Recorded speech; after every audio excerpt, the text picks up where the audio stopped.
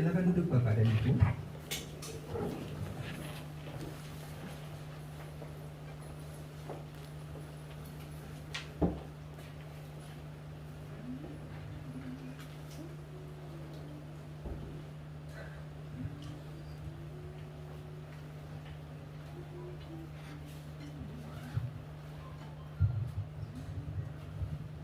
Ya, hari ini tema dari firman Tuhan adalah tentang Roh Kudus.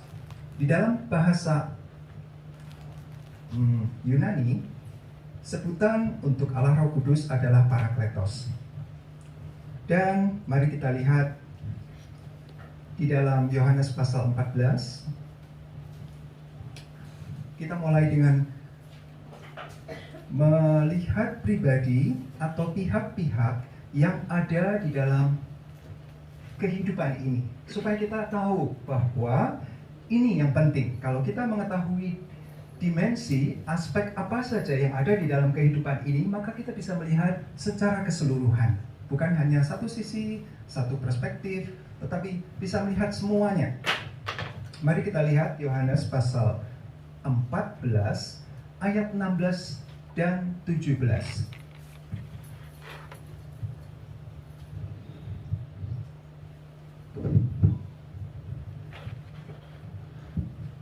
Yohanes 14 ayat 16 dan 17. Saya akan membaca ayat 16, Bapak Ibu dan saudara-saudara ayat 17 ya. Kita bergantian. Yohanes 14 ayat 16. Saya mulai. Aku akan minta kepada Bapa dan Ia akan memberikan kepadamu seorang penolong yang lain, supaya Ia menyertai kamu selama-lamanya. Yaitu Roh kebenaran. Dunia tidak dapat menerima Dia, sebab dunia tidak melihat Dia dan tidak mengenal Dia. Tetapi kamu mengenal Dia, sebab Dia menyertai kamu dan akan diam di dalam kamu. Amin. Ini adalah nats pembuka sekaligus menjadi kunci dari pemberitaan firman pada pagi hari ini. Ada slide selanjutnya, ada 3 aspek atau dimensi yang saya munculkan berdasarkan ayat-ayat ini. Ya, kembali pada slide slide PowerPoint. Ada di ayat 16, Bapak Ibu, teman-teman, silakan perhatikan lagi. Aku di sini adalah Tuhan Yesus. Ya, benar ya, karena ini menceritakan tentang kata-kata. Yohanes mengutip apa yang Tuhan Yesus katakan. Nah, di ayat 16, aku, ini adalah Tuhan Yesus, ada pribadi Bapa, kemudian pribadi penolong. Nah, ini dia gambarnya. Ada pribadi penolong, dan itu adalah Allah dalam ketritunggalannya. Jadi ada Allah Bapa yang disebutkan di sini. Yesus memanggilnya Bapa. Ada Allah Anak, yaitu Tuhan Yesus, dan ada seorang penolong di sini, Parakletos, yang adalah Roh Kudus. 17, Roh kebenaran. Jadi itu satu dimensi rohani yang kita tidak bisa lihat. Allah di mana? Oh, di mana-mana. Ada kuasa, tetapi sungguh-sungguh Allah adalah pribadi, bukan hanya sekedar energi atau roh yang abstrak yang hanya imajinasi manusia, bukan. Sungguh-sungguh ini adalah pribadi Bapa, pribadi Anak, dan pribadi Roh. Kemudian di sini disebut tentang dunia. Ya, dunia tidak dapat menerima Dia. Dia itu roh penolong tadi, roh kebenaran. Sebab dunia tidak dapat melihat Dia. Sekali lagi ini adalah dimensi roh. Jadi tidak bisa Roh Kudus, Parakletos, seorang penolong, jadi dikatakan ada pribadi gitu ya. Itu tidak bisa dilihat, makanya tidak percaya, tidak mengenal. Tetapi kamu, nah ada pihak ketiga, yaitu kamu. Kepada para pembaca Injil Yohanes ini disebutkan kamu.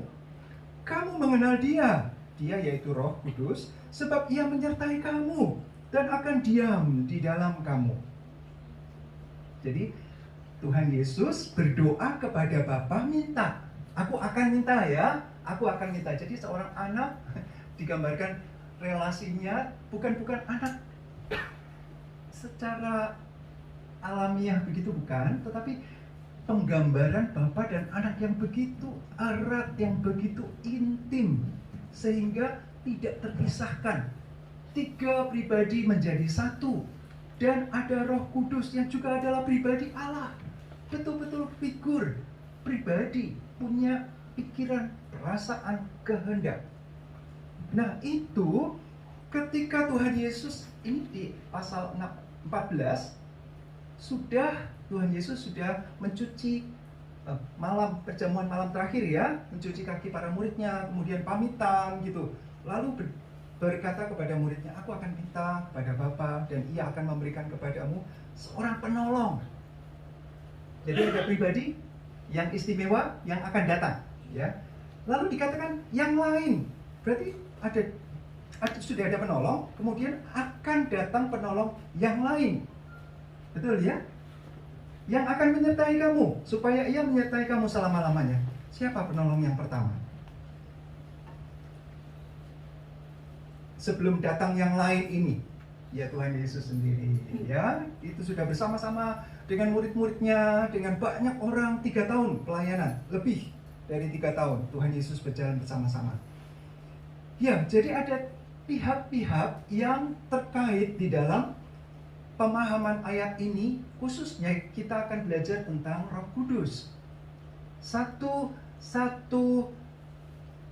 pemahaman yang multidimensional yang membuat kita lebih melihat secara holistik seluruh gitu ya, tidak cuman Roh Kudus saja, tetapi ini di sini ada keterhubungan yang bagus sekali, yang sinergis dan begitu indah.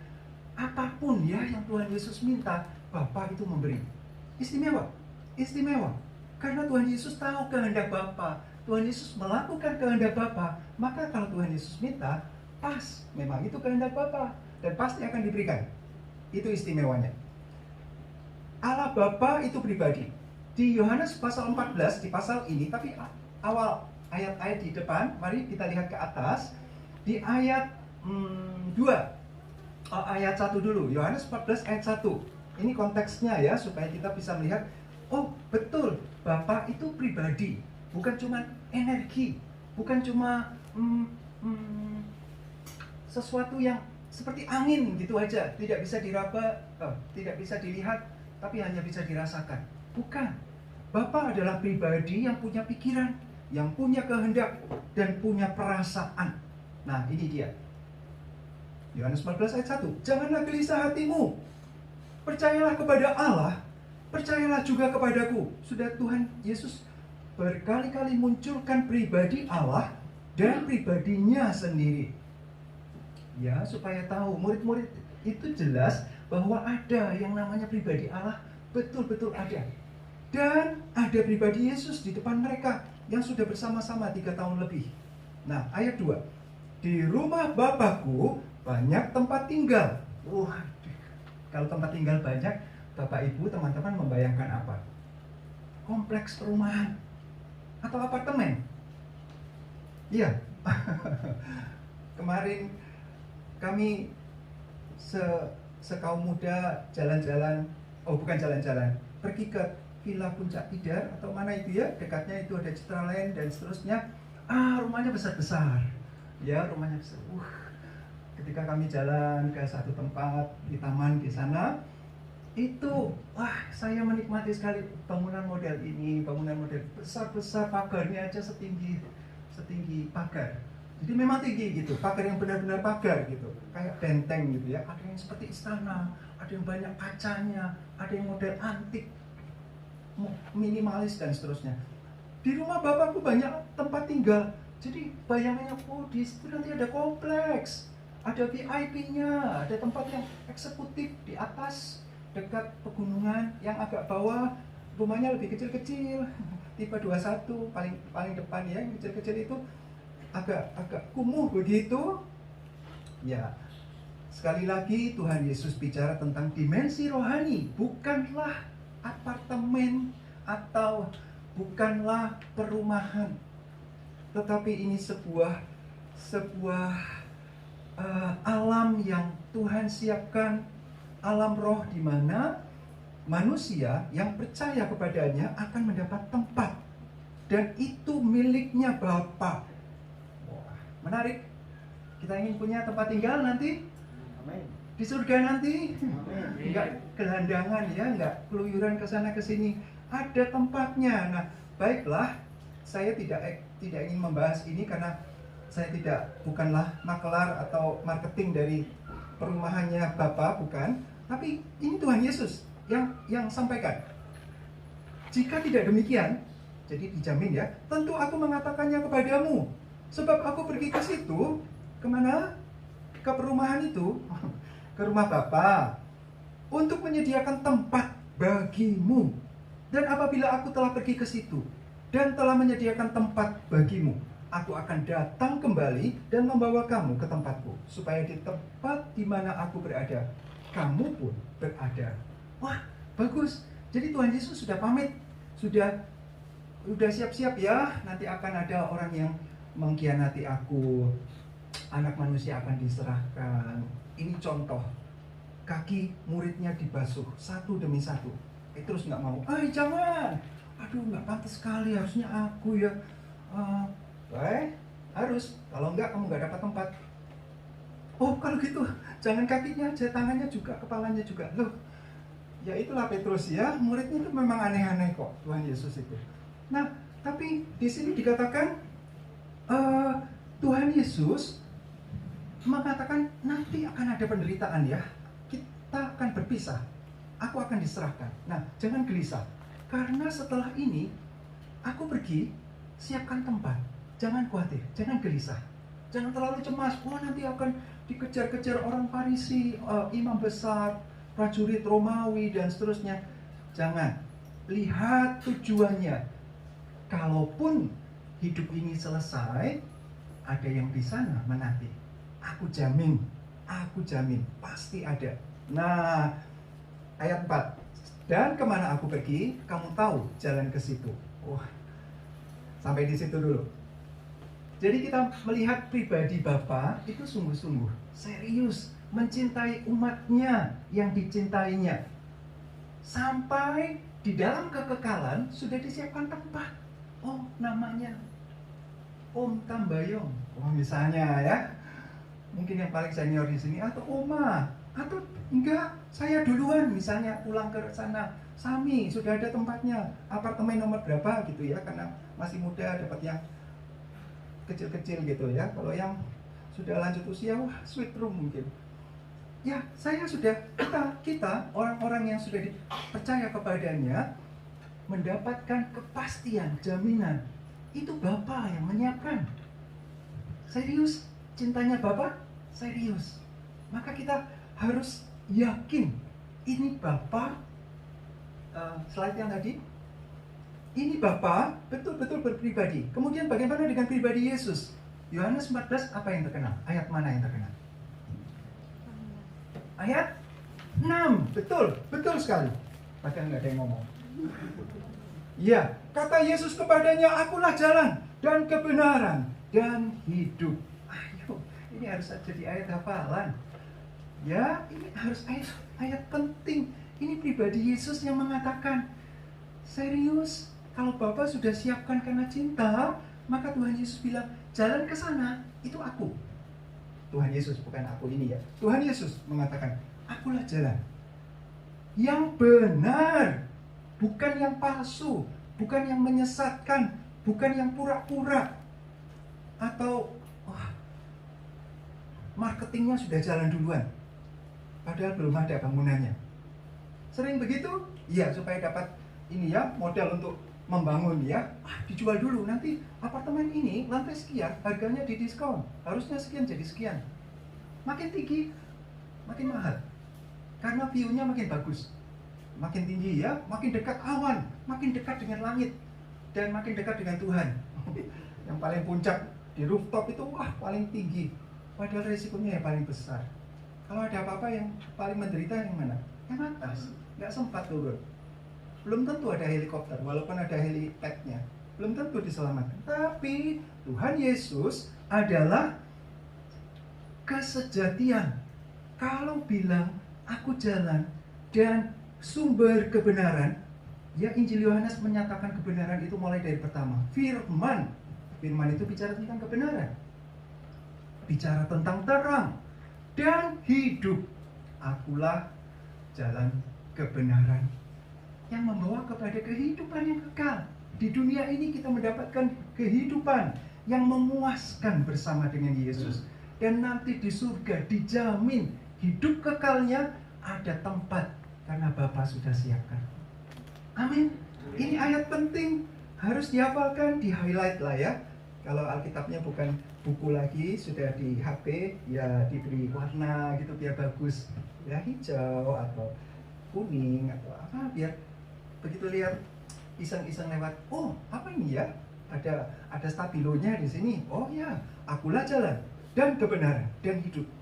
Tidak ada seorang pun datang kepada Bapa kalau tidak melalui aku. Jadi ini tuh juga seorang pribadi yang serius. Cintanya itu serius, nggak main-main. Aku memang mau pergi, tapi aku sudah pastikan Bapa siapkan tempat. Akulah jalan ke sana.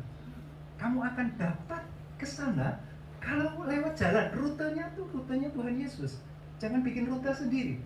Ada banyak jalan ke Roma, tapi jalan ke surga, ya Tuhan Yesus bilang, aku jalannya. Karena aku yang mendamaikan. Aku yang tahu dari atas. Aku tahu jalurnya ke atas, yaitu melalui salib. Melalui salib. Tidak ada jalan lain. Karena di situ pribadi itu yang tergantung 2000 tahun yang lalu sudah bayar hutang saya. Hutang saya apa? Dosa. Apa upahnya dosa? Maut. Nah, itu ditanggung, maut di atas kayu salib. Jadi dosa saya sudah ditancapkan di paku itu. Darahnya sudah tercurah membasuh saya, Bapak Ibu, teman-teman yang berdosa. Dan itu, keseriusannya itu menjadi kepastian, jaminan yang pasti. Nggak main-main, bukan marketing bohong-bohong, kaleng-kaleng begitu, tetapi yang serius. Ya, ini pribadi Tuhan Yesus. Bagaimana dengan pribadi Roh Kudus? Tadi sudah dikatakan, disebutkan penolong, Parakletos,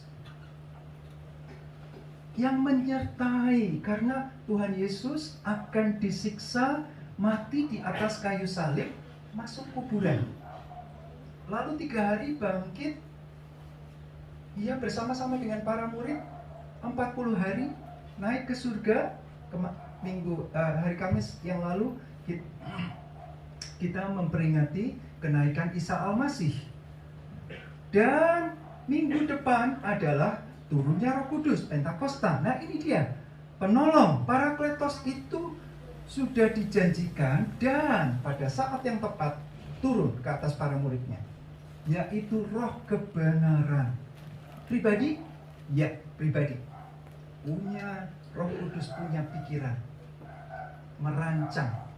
Roh Kudus punya kehendak mewujudkan rancangannya. Dan Roh Kudus punya perasaan. Perasaannya apa? Kasih. Apa yang Tuhan Yesus cintai? Sungguh Roh Kudus cintai, jaga, pelihara, tolong. Ini namanya penolong kan ya? Jadi pasti menolong, yang mengingatkan akan kebenaran. Itulah Roh Kudus. Kita mengenal Dia, Tuhan Yesus, berarti mengenal Bapa. Itu berulang-ulang dikatakan di pasal sebelumnya. Mengenal Yesus berarti mengenal Bapa. Dan karena ini Roh Kudus diminta untuk turun melalui Tuhan Yesus minta kepada Bapa dan Roh Kudus turun, maka Roh Kudus mengenal, kita mengenal Dia juga, Dia sangat mengenal kita dan menyertai kita. Bagus sekali? Iya. Mari kita lihat selanjutnya di slide berikutnya tentang makna dari Parakletos. itu tulisan Yunaninya Parakletos. Artinya bisa penolong, bisa penghibur, bisa penasehat, bisa konselor, pengajar juga bisa. Dalam tugasnya kita lihat di sini menolong, jelas ya, disebutkan di pasal 14 ayat 16 seorang penolong, jadi dia menolong, helper. Kemudian roh kebenaran, benar, apa yang kebenaran yang sejati itu diingatkan murid-murid ketika Tuhan Yesus sudah naik ke surga, berarti sudah tidak ada Tuhan Yesus. Siapa yang mengingatkan pengajaran Tuhan Yesus bersama-sama dengan mereka 3 tahun? Roh Kudus diingatkan kembali. Maka di dalam kisah Injil selanjutnya dan kisah para rasul dan seterusnya, murid-murid ingat Tuhan Yesus pernah bilang begini, begitu. Nah, siapa yang mengingatkan? Manusia cenderung lupa, kebaikan orang lain lupa. Yang ingat apanya? Kejelekannya. Manusiawi tetapi tidak ilahi. Nah, Roh Kudus yang ilahi mengingatkan kebenaran. Mengoreksi ya. Nggak begitu caranya. Secara verbal bagaimana kita harus mengatakan, bagaimana kita harus bersikap, bagaimana kita harus melakukan, berperilaku. Nah, itu Roh Kudus, Roh kebenaran. Kemudian di pasal 16, mari kita lihat pasal 16. Ini juga masih Tuhan Yesus sudah semakin dekat dengan penderitaan menuju ke salib. Tapi masih sempat juga Tuhan Yesus menyatakan tentang roh kebenaran ini. Parakletos. Yohanes 16 ayat 7 dan 8. Nah, ini saya minta teman-teman pemuda ya, pemuda-pemudi baca ayat 7. Yang belum menikah pokoknya baca ayat 7, yang sudah menikah Bapak Ibu mohon baca ayat 8 ya, lebih sedikit. Pokoknya yang berat-berat untuk yang muda aja ya. Siap? Teman-teman muda? Oke, ayat 7, 3, 2, 1. Namun yang kukatakan ini kepadamu adalah lebih berguna bagi kamu jika aku pergi. Sebab jika aku tidak pergi, penghibur itu tidak akan datang kepadamu. Tetapi jika aku pergi, aku akan mengutus dia kepadamu. Dan kalau ia datang, ia akan menginsafkan dunia akan dosa, kebenaran, dan penghakiman. Ya, jadi di ayat 7 dikatakan penghibur. Wow, comforter. Jadi penghibur itu datang asal Tuhan Yesus pergi. Gantian gitu ya, tugasnya shiftnya di bumi ya, tapi Tuhan Yesus tetap berkarya, Bapa tetap berkarya, Roh Kudus langsung menangani kita ya, dunia, dan menginsafkan, hei dunia engkau berdosa. Kalau berdosa artinya melanggar kebenaran. Kalau tidak bertobat ada penghakiman, ada kematian kekal. Kemudian ayat 13 dan 14. Pribadi Roh Kudus sekali lagi sang Parakletos itu. Ayat 13, tetapi apabila ia datang, yaitu roh kebenaran. Persis seperti ayat pasal 14 tadi ya. Ia akan memimpin kamu ke dalam seluruh kebenaran. Sebab ia tidak berkata-kata dari dirinya sendiri, tetapi segala sesuatu yang didengarnya, itulah yang akan dikatakannya. Dan ia akan memberitakan kepadamu hal-hal yang akan datang. Ia akan memuliakan aku sebab ia akan memberitakan kepadamu apa yang diterimanya daripadaku. Keren. Jadi sinergi yang indah kita lihat. Wow, dari Bapa, Tuhan Yesus, dan Roh Kudus. Pribadi yang istimewa, yang merupakan inspirasi kebenaran. Standar kebenarannya beda dengan kebenaran dunia. Kekudusannya beda dengan yang orang bilang saleh di dunia ini. Beda jauh. Seorang penghibur ketika anak-anaknya ketika Tuhan Yesus pergi, maka melanda bencana kepada mereka. Wah, kaisar demi kaisar muncul, dan ini kaisar-kaisar yang bengis, yang kejam, menyiksa murid-murid sampai mereka terserak, melarikan diri kemana. Ada yang ke India menjadi martir di sana, ada yang sudah. Tapi itu yang memang Tuhan kehendaki.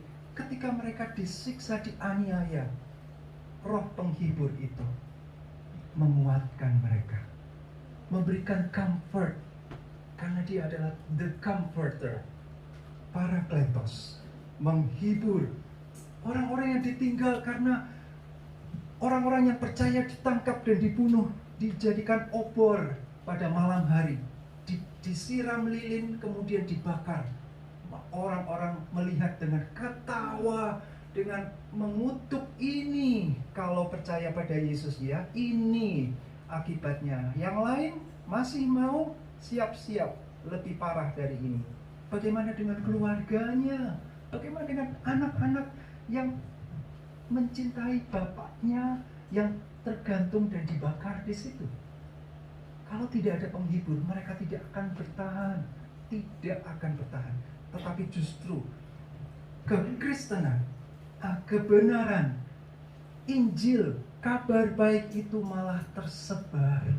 Orang-orang yang tertawa melihat penderitaan orang Kristen akhirnya bisa melihat, mereka tidak minta ampun, mereka tidak teriak-teriak kesakitan. Ketika nyala api itu, mereka malah memuji Tuhan. Itu jadi kesaksian yang luar biasa. Mana ada orang manusia seperti itu? Nggak akan pernah ada. Itu bukan manusiawi, itu ilahi. Siapa yang memampukan? Roh penghibur.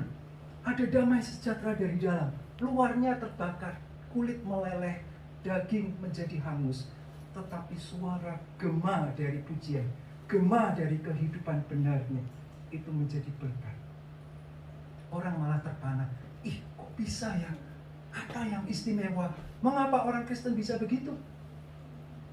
Mereka malah cari tahu, dan Roh Kudus menginsafkan mereka, sehingga mereka melihat karya yang istimewa, dan orang-orang justru datang.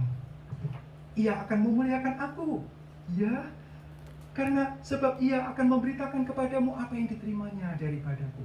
Wow, luar biasa. Slide selanjutnya. Ya, ini tadi sudah. Nah, kita lihat slide selanjutnya. Bolehkah minta tolong lampu dimatikan? Bapak Ibu, ada yang bisa membaca aksara Jawa? Tolong dibaca. Yang suka aksara Jawa? Bisa? Semua saja. Mataharinya juga agak diredupkan sedikit. Oh, Heris. Ya, terima kasih. Ada yang bisa? Bono Coroko, Doto Sawolo, Mogobotongo. Balik. Ada yang kurang. Iya, saya itu pasti ya. Ada yang tahu? Ya, nggak bisa. Iya. Excel bisa. Masa? Coba.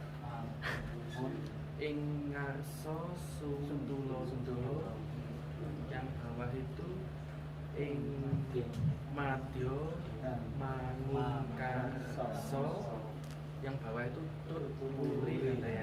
Terus yang bawah lagi? Oh, yang bawah terus ya. Ya, terima kasih. Tulisan ini menunjukkan ing ngarso sung tulodo, ing madyo mangunkarso, tuturi handayan. Diplesetkan, biasa. Negara berpelawar suka memelesetkan, ya kan? Ya, plesetannya seperti ini. Ing ngarso numpuk bondo. Orang-orang kalau sudah jadi pemimpin di depan, ngajar, memimpin, yang tujuannya apa? Ya, korupsi jadinya ya. Menggunakan jabatannya untuk mendapatkan kepentingan diri sendiri, memperkaya diri, menimbun materi. Nanti kalau aku sudah pensiun nggak bisa lagi Kapan saatnya? Ya sekarang, mumpung jadi di depan. Madyo mangan konco. Loh, berapa sering dunia seperti itu? Siapa yang suka dimakan? Terlalu polos sih. Terlalu nerd gitu ya. Lugu. Cupu. Aduh, istilah anak muda itu nggak enak sekali ya. Jadi di tengah-tengah, nggak jadi pemimpin tapi blusuk sana, blusuk sini, tabrak sana, tabrak sini. Itu makan konco. Hari ini siapa yang dimakan? Ya, teman-teman yang lugu-lugu ini ya, yang menjadi sarapan empuk. Sudah pintar sekarang, sudah nggak bisa dimakan lagi, cari yang lebih empuk. Ya, yang belum tahu ya, Niko itu masih unyu-unyu, empuk, dagingnya juga banyak, nikmat sekali, gitu ya. Nikonya nggak bisa orang tuanya yang diperas, gitu. Di belakang, tuturin golek rai, loh. Ya, sudahlah, ini nggak penting. Ini hanya dunia realnya begini, bukan ngarsot sungguh dan seterusnya.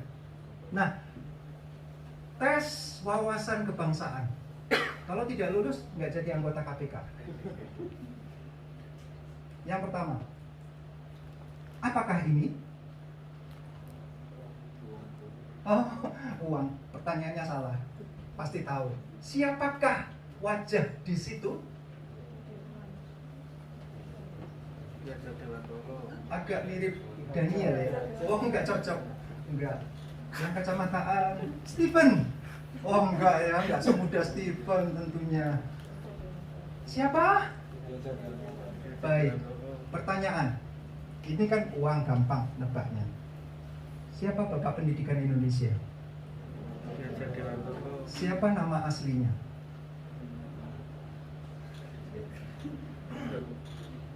Ki Hajar Dewantoro itu adalah panggilan kebanggaan, tapi bukan nama asli. Ki Hajar, jadi orang itu suka menghajar. Dewantoro, dewa antara, selangit deh namanya itu, julukannya itu ya. Nama aslinya adalah Raden Mas Wadi Suryaningrat. Nah, buka Google nggak? Oh enggak. Excel PKN-nya dapat berapa? Siapa yang ngajar? SMP mana? Keren ya. Semua sudah diborong semua sama Excel. Ya, ini adalah Raden Mas Suryadi Suryaningrat. Nama asli dari Ki Hajar Dewantoro, sang Bapak Pendidikan Indonesia. Kalau nggak tahu, saya beritahu sekarang. Karena nanti kalau dites wawasan kebangsaan sudah jadi PNS, nggak lulus, nggak tahu, ini uang 20.000, sorry, dinonaktifkan. Lalu semboyannya dipakai, yaitu ini. Semboyan apa ini? Logonya mana? Siapa yang menggunakan logo ini?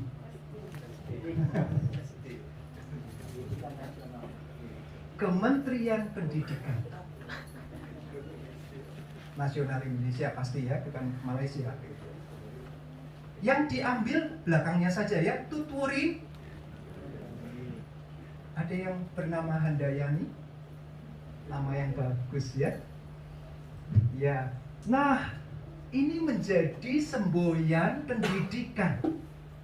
Artinya pendidikan itu dari belakang memberi semangat, memberi dorongan. Padahal Ki Hajar Dewantoro lengkapnya semboyan yang disampaikan adalah kalau di depan memberi contoh, memberi teladan. Jadi omongan dengan kehidupannya sinkron. Bukan cuma jangan korupsi ya, bilang tidak pada korupsi di depan. Oh, harus gagah ngomongnya. Tapi di belakang, oh, lain ceritanya. Itu kan waktu saya di atas mimbar, tidak pada korupsi. Aslinya numpuk bondo, ya kan? Nah, pendidikan itu di depan, guru itu terjemahannya, kepanjangannya digugu dan ditiru. Kalau guru mengajarkan, anak-anak jangan merokok ya, Nggak boleh, merokok itu merusak paru-paru.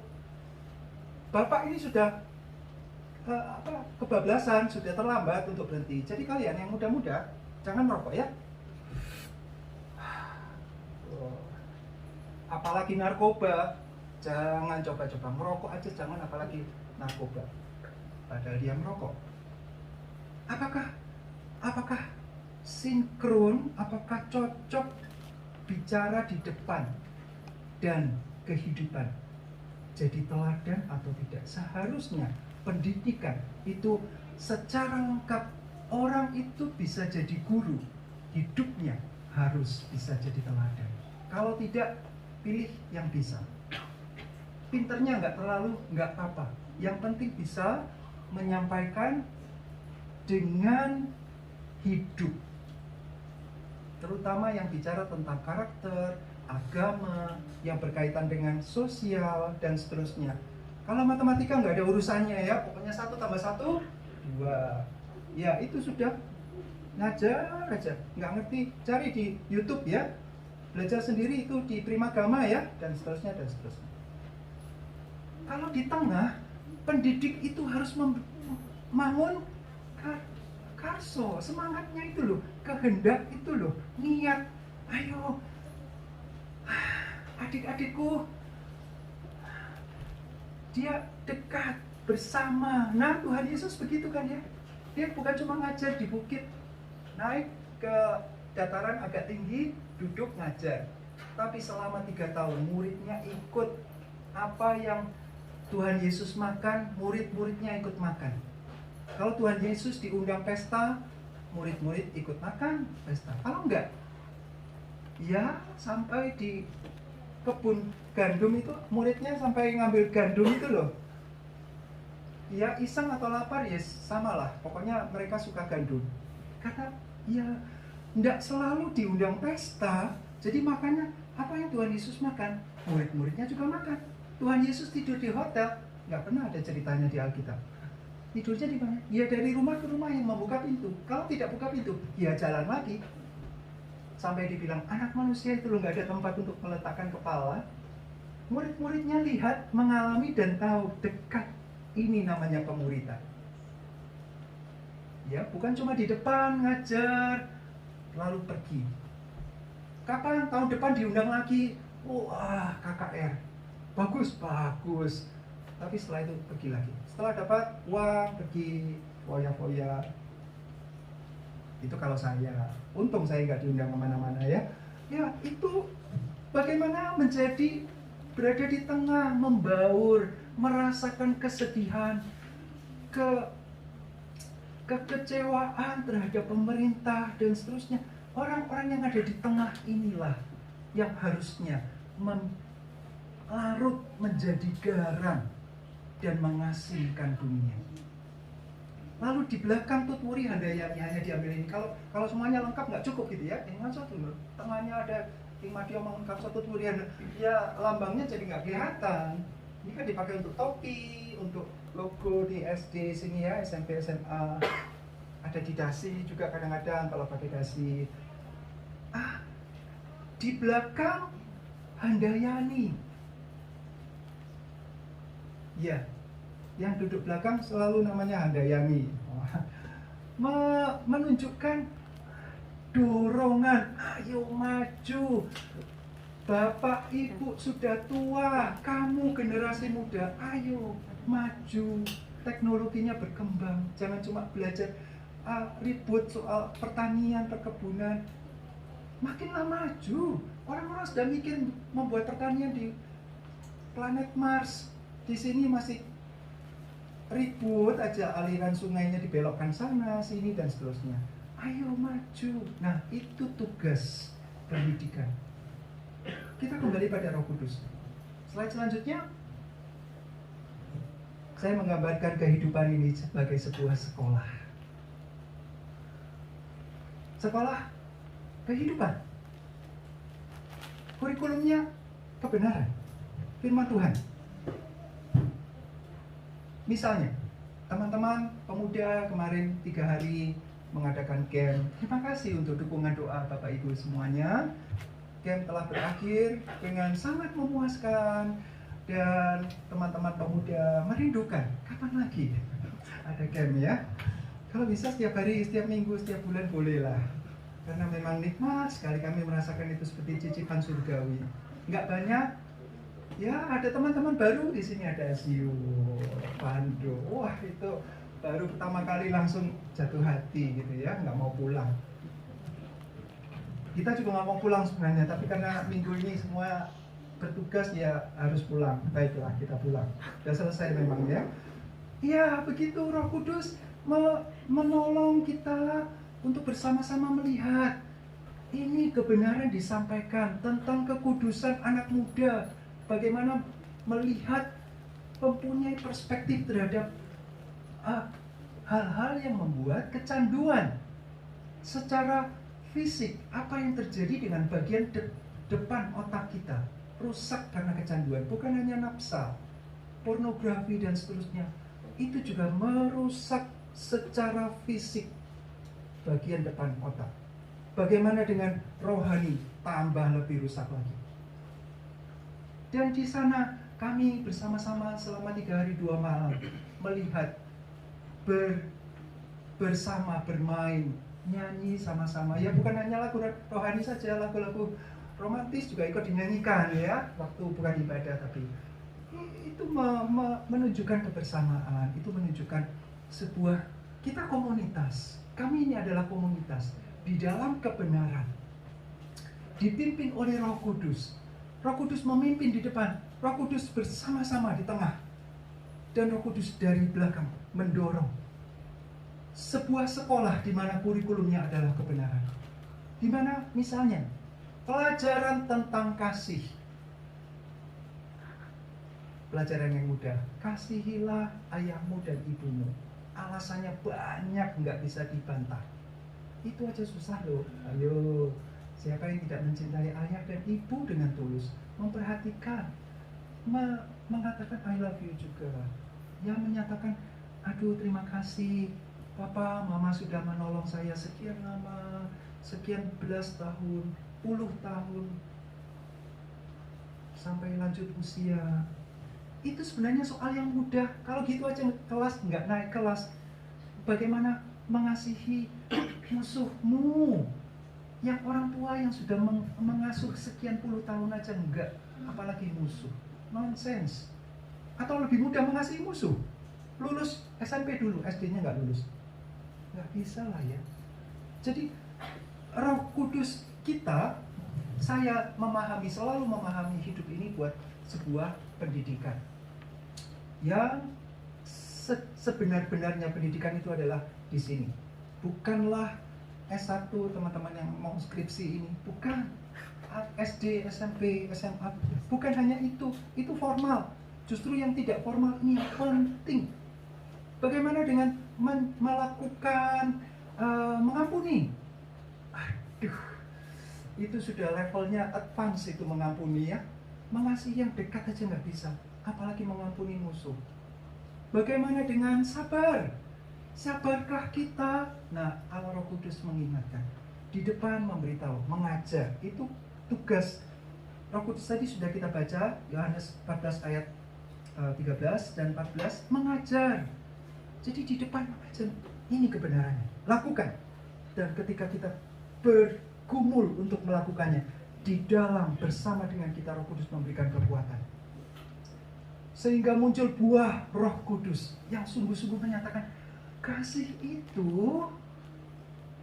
mengasihi, kasih itu bersukacita, kasih itu menjadi sarana pendamaian.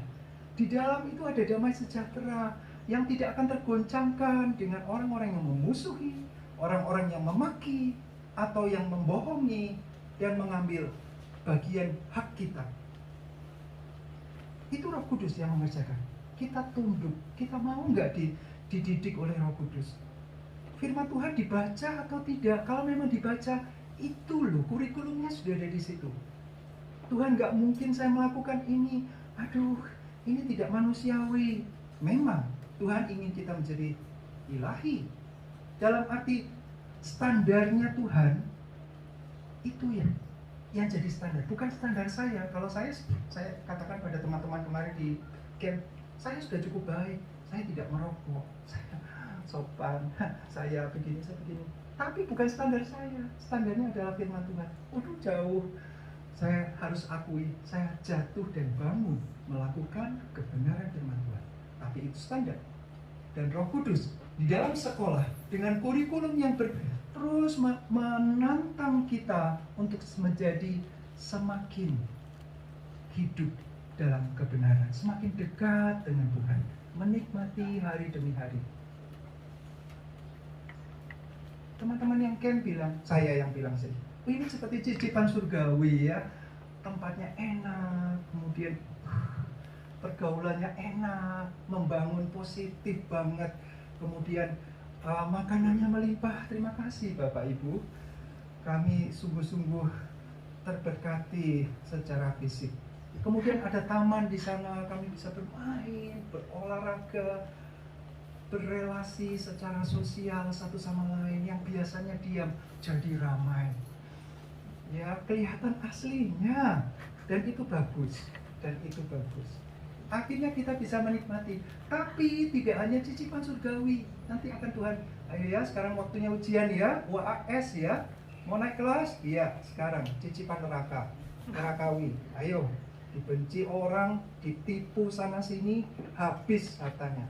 Ini cicipan nerakawi, bisa nggak? Wah, saya mendengar banyak pengalaman. Saya belajar dari Bapak Ibu yang sudah lanjut usia. Saya sangat hormat. Saya tahu, saya nggak ada apa-apanya dibanding penderitaan pergumulan Bapak Ibu yang sudah berpuluh tahun. Tapi itu nggak akan selesai sampai kita di akhir, slide terakhir. Ini benar-benar terakhir ya. Tujuan pendidikan kita adalah kita bisa nggak memuliakan Tuhan. Itu bukan, kita akan jadi kaya, tabungan saya jadi berapa? Bukan. Tuhan mendidik kita supaya kita hari demi hari semakin rendah hati, semakin sadar kalau saya punya, kalau saya bisa menikmati, ini anugerah Tuhan, terima kasih. Kemuliaan hanya bagi Engkau. Saya nurut. Disuruh guru ngerjakan tugas, tugas lagi, ya kerjakan. Roh Kudus bilang, bukan cuma nyuruh, tapi memberikan ide. Ayo gini caranya. Kreativitasnya. Wah, terus diberi dorongan semangat dari belakang, dari depan, dari tengah, dari belakang. Roh Kudus melingkupi kita supaya kita memiliki kerinduan untuk hidup menyenangkan hati Tuhan, memuliakan Tuhan. Mari kita lihat ayat yang terakhir ya. Yohanes 14 ayat 3.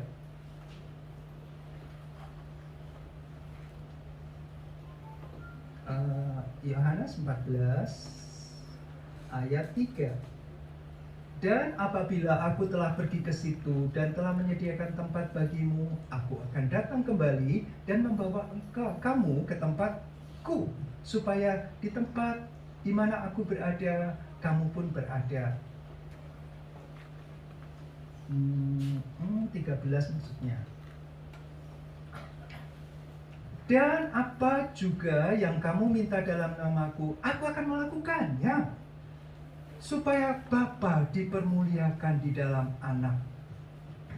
Pasal 16 ayat 14, seperti itu juga mengatakan, Ia Roh Kudus akan memuliakan aku, sebab Ia akan memberitakan kepadamu apa yang diterimanya daripadaku. Memuliakan Tuhan. Roh Kudus, Parakletos, penolong, penghibur, itu akan membuat kita menyadari, saya tidak mampu Tuhan, tapi dalam ketidakmampuan kita bersandar kepada kuasa-Nya, bukan bersandar pada kepintaran kita, kekuatan kita tidak, sangat terbatas. Tetapi Roh Kudus itu tidak terbatas, dan kita dimampukan untuk menghidupi, memuliakan Tuhan. Dan tadi sudah dibaca, supaya dunia itu diinsafkan. Artinya, kalau kita naik kelas terus dalam pendidikan sekolah rohani kita, maka kita harus jadi berkat bagi dunia. Nggak bisa bicara ini orang kudus tapi tidak bermanfaat bagi dunia. Nggak bisa. Kabar baik itu adalah kabar di mana Allah memulihkan hubungan dengan manusia. Ini yang terbaik, Injil, kabar yang terbaik. Dan ketika menghidupi Injil, maka hidupnya akan jadi berkat benar-benar. Terang di dunia yang gelap. Garam yang larut mengasinkan dunia. Seperti pujian slide kustik dan Bapak Ibu juga menyanyikan, saya tidak tahu apa yang terjadi hari esok. Saya tidak tahu. Tetapi Parakletos, Roh penolong penghibur yang mengingatkan kebenaran yang sejati sesuai dengan standar firman Tuhan, itu yang akan memampukan. I don't know about tomorrow, but I know what Jesus said. Apa yang Tuhan Yesus katakan aku tahu, dan itu sudah aku baca, aku renungkan terus hari demi hari. Dan itu yang menjadi harapan, jaminan, kekuatanku. Kadang-kadang jalan di depan kita gelap, tetapi Parakletos itu memimpin. Mungkin hanya satu langkah di depan, pelitanya cuma redup, tetapi dia memimpin. Dan di dalam kita, dia memberikan niat, dia memberikan kuasa. Dan di belakang ada dorongan, ada semangat sukacita ketika kita secara bertahap melakukan kehendak-Nya. Mari kita merenungkan firman Tuhan. Mari kita merefleksikan sejauh mana saya di dalam pendidikan ilahi ini. Di bidang apa saya sering gagal. Sekarang saya tahu mengapa saya gagal. Karena saya memakai pikiran saya sendiri. Karena saya menganggap saya cukup kuat, saya tidak mungkin jatuh dalam hal itu. Atau saya mengandalkan orang lain. Ada kok gembala, oh ada kok kakak pembina yang akan menolong saya. Bukan, secara pribadi kita berhadapan dengan Tuhan. Dan marilah kita sadar bahwa kita orang-orang yang lemah, yang sering gagal dalam ujian tengah semester, apalagi akhir semester. Dalam kurikulum mata pelajaran tertentu, yang lain bisa maju, tetapi ada hal-hal yang menghambat, yang harus kita ulangi, remedi pada tahun berikutnya dan seterusnya. Tetapi tetaplah tunduk, karena kita tahu bahwa standarnya adalah standar dari Tuhan, bukan standar dari kita. Sekalipun kita tidak tahu apa yang akan terjadi nanti, tetapi satu hal yang pasti, Roh Kudus ada di dalam kita. Parakletos itu menjadi penolong yang mengingatkan, yang mengoreksi, yang membuat kita selalu berhikmat sejauh kita tunduk menghormati pribadi Allah Roh Kudus. Sementara musik menyanyikan lagu ini, mari kita merenungkan kembali. Tuhan, tolong saya, Tuhan ampuni saya. Seringkali saya tidak sabar, seringkali saya tidak suka dengan kekudusan. Pergaulan lebih enak daripada melayani. Saya lebih suka jalan-jalan daripada ke gereja atau mengikuti online, ibadah online. Tuhan, kalau saya mengikuti kehendak Tuhan, saya akan dipisahkan dari pergaulan. Teman-teman akan mengucilkan saya. Tapi marilah kita dengan segala kerendahan hati datang di bawah kaki Tuhan dan menyadari ketidakmampuan kita, memohon pengampunannya dan memohon, Tuhan, hidup saya milik Engkau, sudah dibayar lunas di atas kayu salib. Terima kasih, terima kasih. Tolong supaya saya sadar sepantasnya saya tunduk dan terus mengharapkan kekuatan yang dari Allah Roh Kudus itu, sehingga hidup kita menjadi berkat. Buah Roh Kudus itu nyata dan bisa dinikmati. Allah senang menikmati buah itu. Keluarga, orang tua senang melihat anaknya berbuah, dan itu buah yang manis. Teman-teman, saudara bisa menikmati kehadiran kita karena kita menjadi berkat buat mereka. Tuhan, tolong kami, Tuhan, menyadari bahwa kami orang-orang yang sering gagal, maka kami memohon anugerah Tuhan. Kami mohon pengampunan dari Tuhan. Biarlah kami melihat kepada Kristus, salib yang telah menjadi puncak perwujudan kasih itu secara pribadi dalam kehidupan kami, Tuhan. Dan Roh Kudus yang membakar, yang menghangatkan hati kami untuk mengikut melalui kelas-kelas kehidupan yang rumit, yang sukar, dan nyaris tidak mungkin untuk lulus dari aspek itu. Tetapi sekali lagi kami mau tunduk di bawah kaki Tuhan, percaya bahwa Engkau ada di depan memimpin kami. Engkau ada di dalam kami memberikan semangat, niat, dan membakar antusiasme kami, Tuhan. Dan di belakang Engkau memberi dorongan. Engkau memberitahu di depan ada rumah yang sudah disediakan. Jangan menyerah. Ada hal yang indah melalui kehidupan yang hancur, yang gagal. Tetaplah bersandar kepada Tuhan. Inilah kami, Tuhan. Terima kasih untuk firman yang menguatkan kami. Terima kasih untuk Allah Roh Kudus, Sang Parakletos yang menolong kami. Kami mau menghormati, kami sangat menghargai pribadi Engkau, Allah Roh Kudus. Dan silakan Engkau di tempat yang tertinggi, yang prioritas dalam kehidupan kami. Pimpin kami, Tuhan. Semangati kami, Tuhan. Terima kasih untuk pengampunan. Dan tolong supaya kami berjalan di dalam kehendak Tuhan. Apa yang menjadi rancangan Engkau terwujud dalam kehidupan kami. Dan dunia melihat ada terang, ada kabar baik melalui kehidupan kami. Terpujilah Engkau, dimuliakanlah nama-Mu, Tuhan, sekarang sampai selama-lamanya. Di dalam nama Tuhan Yesus Kristus kami berdoa dan mengucap syukur.